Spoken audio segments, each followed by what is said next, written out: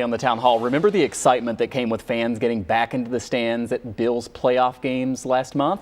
Well, that is something that's going to be coming all around the state as of tomorrow, with fans allowed back in the stands at larger arenas around the Empire State. It starts in New York City with 2 basketball arenas letting in fans tomorrow night, and the baseball fields there aren't too far behind, with plans for fans on opening day in April. Here in Western New York, though, we don't know what it's going to look like with the Sabres, the Bisons, and even possibly the Blue Jays. Yeah, they've all put out statements saying they're working on plans, but unlike the basketball games tomorrow night, there is nothing concrete to tell you about just yet. But we've been wanting to kind of discuss all of this, and joining us right now to give us an idea on how it's going to work, we welcome Marina Villeneuve, who covers New York State government for the Associated Press and has been reporting on this issue. Yeah, thanks so much for being here. We just want to start with that question for you. Just how are the Knicks and the Nets handling things downstate in terms of things like testing and distancing and everything else you have to do to get fans into an arena these days? I think definitely all eyes are going to be on the games tomorrow and to sort of see how this experiment's going to work. Basically, they are going to be required to require masks as well as social distancing, have seats spread apart. They can only hold the games if they're limited to 10% capacity. And the state's policy is only applying to really big stadiums of 10,000 people or more. And they've also had to work with the Department of Health on this effort to get approval to make sure that they have the staff and the rules to make sure this all works.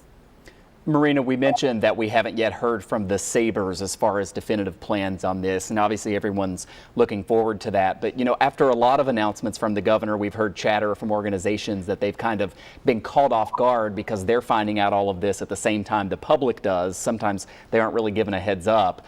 Do you get a sense that that may be what's happening here? I mean, obviously the New York City sports venues have figured this out by now, and the Sabres haven't, but you know, does it seem like sometimes they're getting caught off guard? Oh, for sure, definitely. This was, you know, we can definitely see there's been a lot of instances where things will be announced at the governor's press conferences that sort of catch most of the state by surprise unless they're been really involved with the issue. You know, obviously these teams have plans in place that were ready to go when this announcement was made. And beyond basketball and hockey, we've got a baseball season coming up. We talked about that as well with the Bisons and possibly the Blue Jays as well playing games in Buffalo.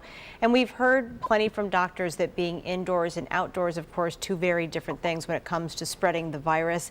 So is the state treating indoor arenas and outdoor venues the same way or making allowances for those differences? Right now, the rules and guidance that we have, it shows that they are being treated the same way. It was definitely, for the public health experts that I've spoken to, they were pretty surprised that New York was going to be allowing indoor games in concerts as well, along with outdoors, since we do have some, you know, evidence that there is less transmission outdoors. But at this point, both are subject to the same rules. Finally, Marina, you mentioned this just a moment ago about the process that happens here, right? A venue has to come up with a plan, following, of course, all the rules that are set out by the state, and then that plan has to be submitted to the state health department for approval. For something as big as this, and you know, this is only the second time this has happened after the Bills games, you would imagine that that might be a pretty lengthy process. Do you have any insight into how that's going to play out? And you know, I know you're on all of these calls with the state health commissioner. Any sense of how kind of difficult it is to get approval for that? Right, and I think that's a question that folks are sort of waiting to see. I think one big question is just how do we know if these events are going to lead to spikes? It doesn't seem like there's necessarily a foolproof way to know that or not. So I think something people are going to be watching is how is the venue able to deal with contact tracing, you know, and those sort of issues.